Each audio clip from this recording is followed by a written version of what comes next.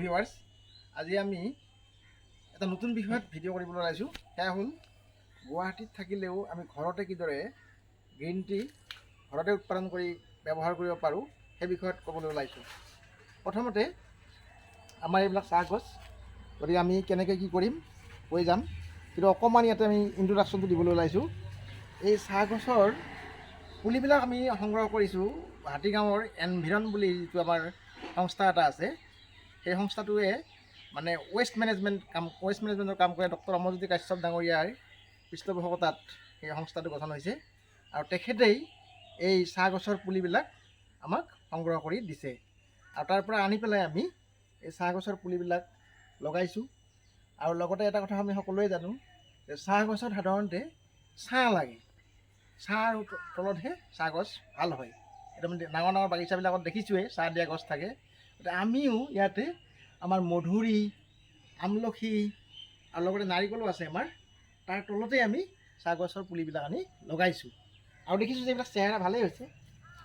আমাৰ ইয়াবিলাক প্ৰায় 14 মাহ 18 মাহমান হৈছে এতিয়া, গতিকে এইবিলাক পুলি চাহ গছৰ পুলিবিলাক 18 মহীয়া হৈছে।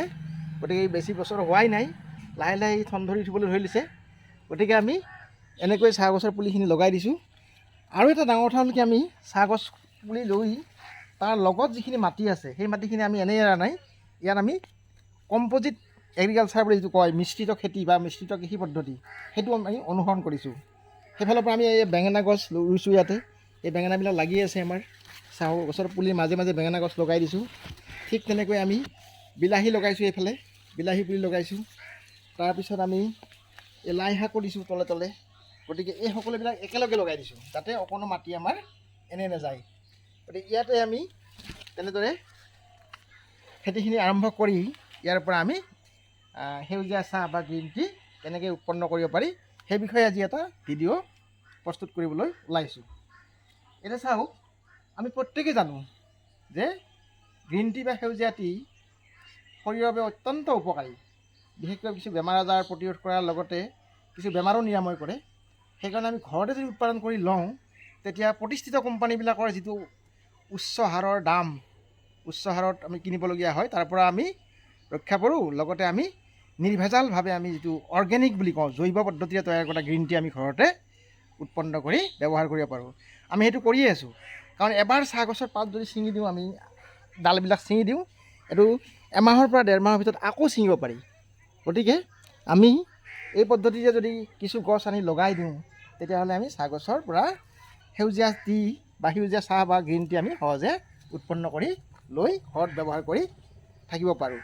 সেইফালৰ পৰা আমি আগতেও বহুত তেনেকৈ কৰিছোঁ, কিন্তু আজি আমি কিদৰে কৰিব পাৰি সেই বিষয়ে অকণমান ইয়াতে এটা ভিডিঅ' কৰিবলৈ লৈছোঁ। প্ৰথমতে আমি এই চাহ গছৰ আগবিলাক ছিঙিছোঁ। কোমল আগবিলাক ছিঙিব লাগে, আচলতে কোমলীয়া যিটো আগ সেইটো ছিঙিব লাগে।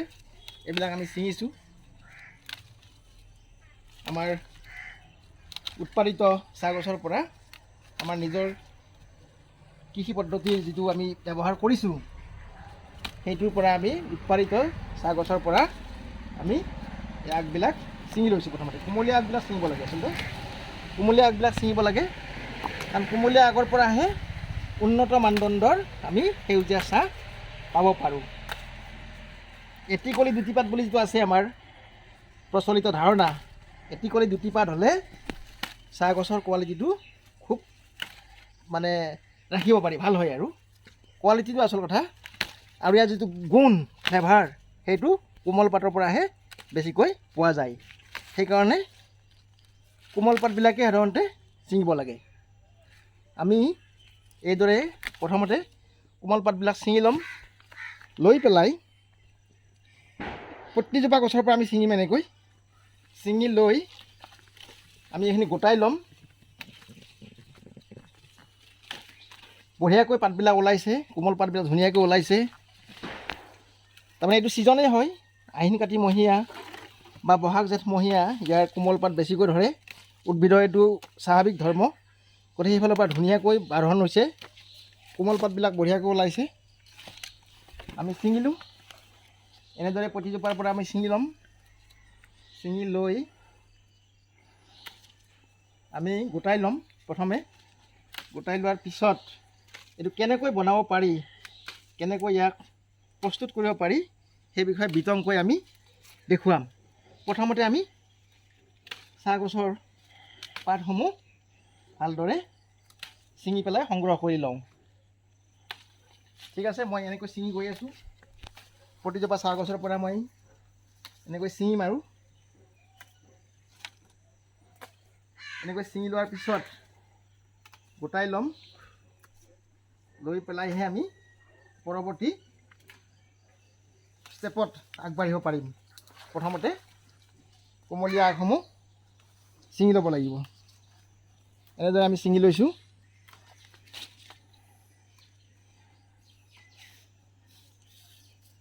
প্ৰতিডাল গছৰ পৰা আমি এনেকৈ ছিঙি লৈছোঁ।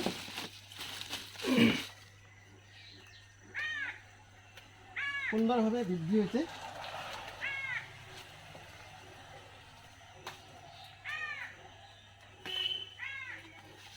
বাঢ়নটো খুব ভাল হৈছে,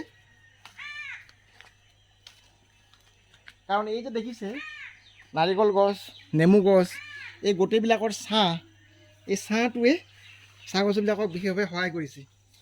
কাৰণ চাহ গছ সাধাৰণতে ছাঁ লাগিবই। আৰু এই মিশ্ৰিত খেতি বুলি কৈছোঁ আমি, বেঙেনা দিছোঁ ইয়াৰ মাজত। বেঙেনা ধুনীয়াকৈ লাগিছে, গতিকে ইয়াৰ মাজৰ যিখিনি মাটি সেইখিনি ব্যৱহাৰ হৈছে, এনেই পৰি থকা নাই। খালী মাটিখিনিও সুন্দৰভাৱে আমি ব্যৱহাৰ কৰিছোঁ। এইফালেও আমি ছিঙি লৈছোঁ, কোমল আগবিলাক ছিঙি লৈছোঁ। এই কোমল আগবিলাকৰ পৰাই আমি গ্ৰীণ টিটো উৎপন্ন কৰিম।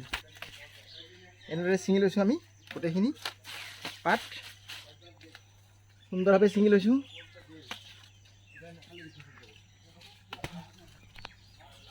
এইফালে আহিছোঁ, এইফালে আমাৰ বেঙেনা গছবিলাক চাহ গছৰ লগে লগে বৃদ্ধি হৈছে বঢ়িয়াকৈ, একেলগে সমানে সমানে ডাঙৰ হৈছে। দুইফালৰ পৰা আমি উৎপাদন পাম।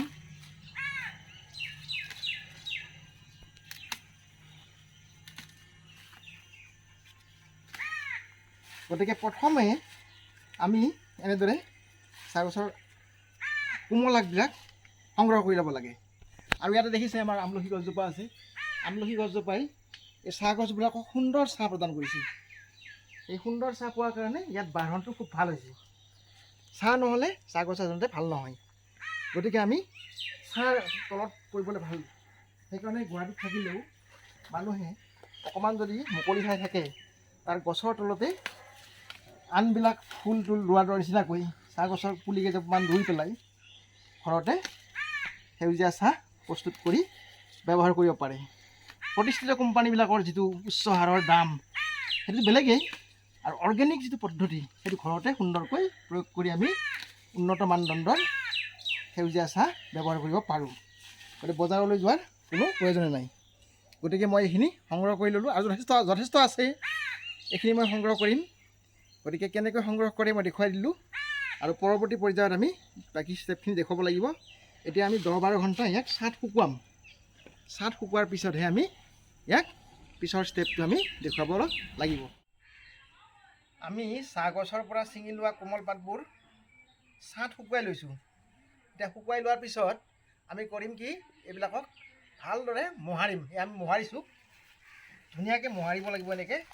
এই মোহাৰাটোৰ ওপৰতে ইয়াৰ আকৃতি আৰু তাৰ কোৱালিটিৰ কথা আছে। কাৰণ ইয়াৰ চেলবিলাক, পাতৰ চেলবিলাক ভাঙি যাব লাগিব। পাতৰ যিবিলাক চেল আছে সেই চেলবিলাক ভাঙি যাব লাগিব।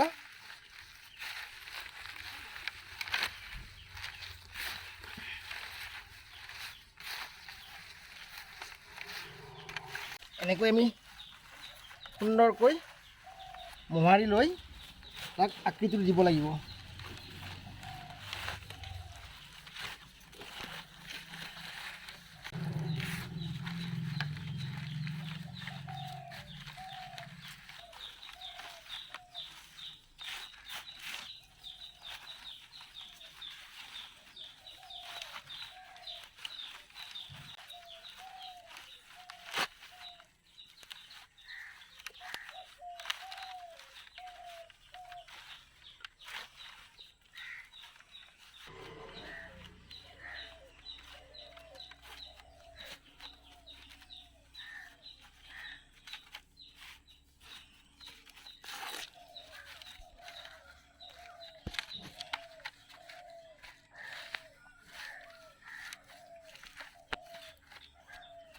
এই আমাৰ মোহৰা হৈ গ'ল।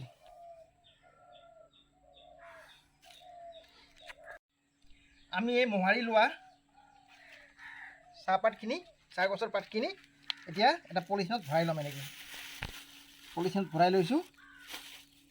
ভৰাই লৈ এতিয়া আমি ধুনীয়াকৈ টাইটকৈ এনেকৈ বান্ধি থ'ম।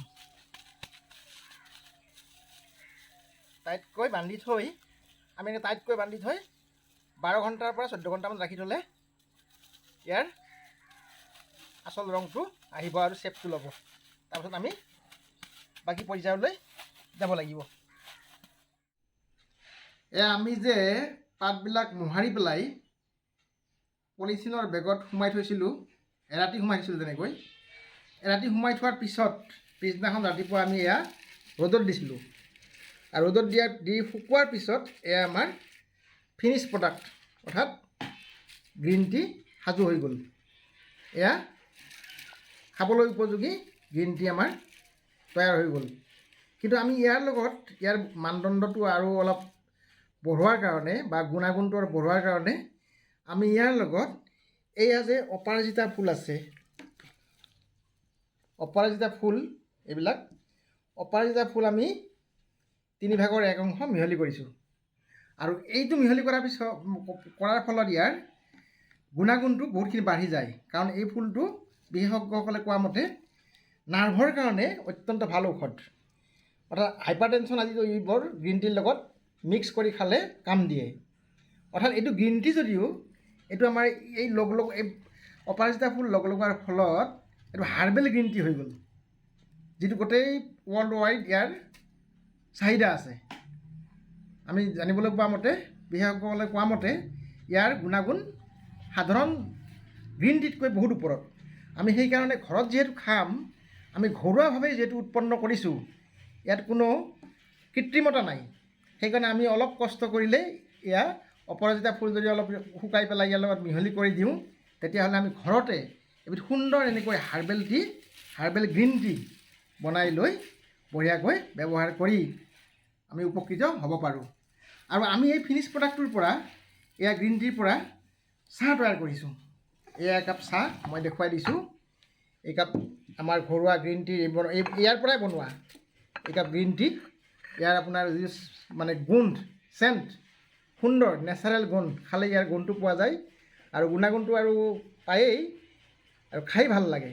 এয়াই হ'ল, অৰ্থাৎ আমি গুৱাহাটীত থাকিলেও আমি যদি অলপ কষ্ট কৰোঁ, কেইজোপামান যদি চাহ গছৰ পুলি লগাই লওঁ, তেনেকৈ আমি ঘৰুৱাভাৱে নিজৰ চাহিদা পূৰণ কৰাকৈ ঘৰতে এনেকৈ সুন্দৰ হাৰ্বেল গ্ৰীণ টি তৈয়াৰ কৰি গোটেই পৰিয়ালটোৱে খাই ইয়াৰ পৰা উপকৃত হ'ব পাৰোঁ। আৰু সেইকাৰণেই মই আচলতে এই ভিডিঅ'টো বনাই তৈয়াৰ কৰি মানে ৰাইজৰ ওচৰলৈ বা আমাৰ বন্ধু বান্ধৱীসকলৰ আগত দাঙি ধৰিব বিচাৰিছোঁ। এইটোৱে ইয়াৰ মুখ্য উদ্দেশ্য। যদি আপোনালোকে ইয়াক উপকৃত হোৱা বুলি ভাবে বা ভাল পাইছে, তেতিয়াহ'লে ইয়াক ছাবস্ক্ৰাইব কৰিবলৈ অনুৰোধ কৰিলোঁ। ধন্যবাদ।